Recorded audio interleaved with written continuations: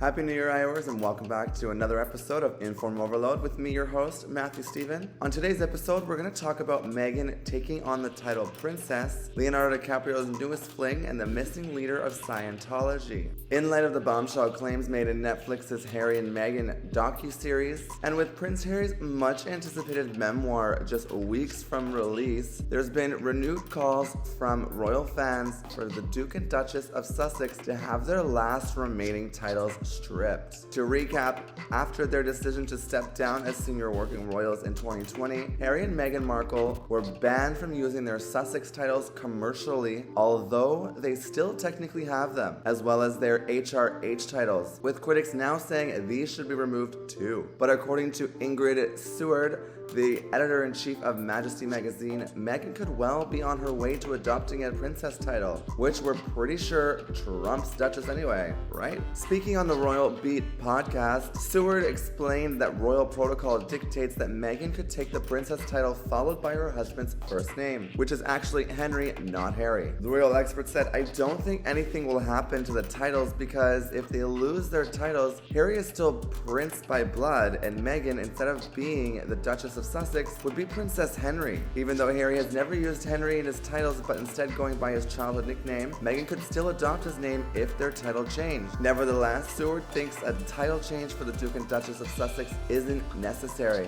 The Queen gave them the titles, let them keep them. They're gonna be H&M anyways. The Queen gave them the titles, let them keep them. They're gonna be H&M anyway, she said, adding that the best thing is to let them get on with it, which is really what the palace and the royal family are doing. Moving right along to talk about Leo's newest fling. Earlier this week, Lorenzo Lamas revealed that his daughter Victoria was smitten with DiCaprio, but isn't dating the Oscar-winning playboy. "I know she likes him very much," Lorenzo said. "I think they met last month. I'm not sure of the circumstances, but that's what she told me." The 1980s heartthrob confirmed Wednesday that his 23-year-old daughter had gushed over DiCaprio, 48, during a Christmas Eve phone call after she was seen getting into the car in West Hollywood on December 20. "She's very smitten," Lorenzo, 64, told the Post. "I told her to treat the relationship like the holiday. Just enjoy it as much as you can for as long as it lasts. And if it lasts more than a typical holiday, great. But if not, then just guard your heart,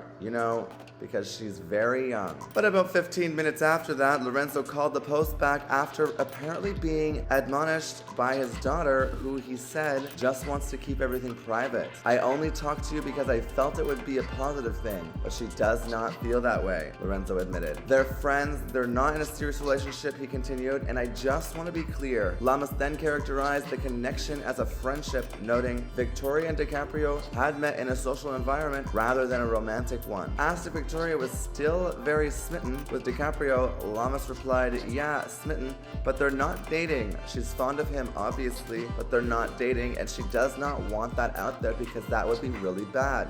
It'd be embarrassing for her if he should happen to read something that said that they're dating and they're not." Still, Dad couldn't resist doubling back on himself. "They're just friends, but she is smitten, of course," he repeated. "And that was my cautionary tale to her. Take one step at a time, but as of now, they're not an item. They're not exclusive to each other." Victoria Arlene Lamas, a 5'8" brunette model and actress who, being under 25, fits DiCaprio's type, has been thrust into the limelight since she was spotted last week with the actor at the Bird Streets Club in West Hollywood. The 5 times married Lorenzo, who is engaged to 37-year-old former model Kenna Scott, 27 years, believes age is just a number and also isn't worrying about DiCaprio's hard partying reputation, he said. "Well, no, because my daughter is mature," he added. "I trust her judgment. It remains to be seen whether romance will come from Victoria's friendship with DiCaprio, who is often seen with his ladies on bike outings." But another source agreed that it's not there yet. "If they were dating, you'd see them every day doing other things instead of paparazzi pics," the source told the Post. Now on to our last topic of the day. The Scientology leader is missing? Scientology leader David is nowhere to be found as attempts are made to serve the 62-year-old with a child trafficking lawsuit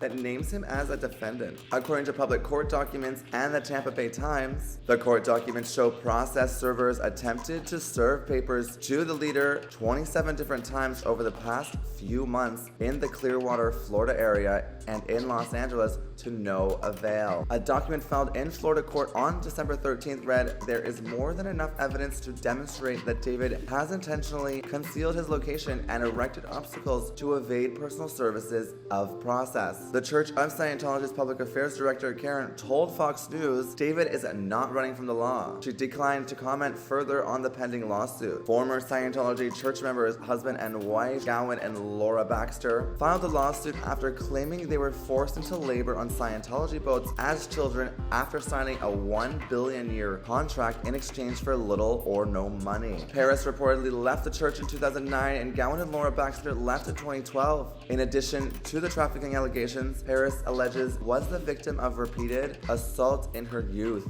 and that when her mother left Scientology, the then 17-year-old was locked in an engine room for 48 hours as punishment. Gowan Baxter said his parents put him in a sea nursery when he was 2 months old, according to the lawsuit. When he turned 6, he was also forced to sign the $1 billion-year contract and sent to live in a cadet org dormitory with around 100 other children. Children over 6 years old are considered to be and are frequently told that they are adults and that they should act and expect to be treated as adults. The lawsuit noted in background that the children must be referred to as cadets and not kids. U.S. Magistrate Judge Julie Sneed served a summons to David on behalf of the plaintiffs. 10 copies of the summons were sent to various Scientology properties in Florida and California in efforts to reach him, and all were sent back as undelivered since nobody would sign for them. Well, IOers, that's all we have for today. If you enjoyed this episode, we'd like to hear your thoughts in the comments below. Hit the subscribe button and give this video a like. I'm your host, Matthew Steven, and I'll catch you on the next video. Happy New Year!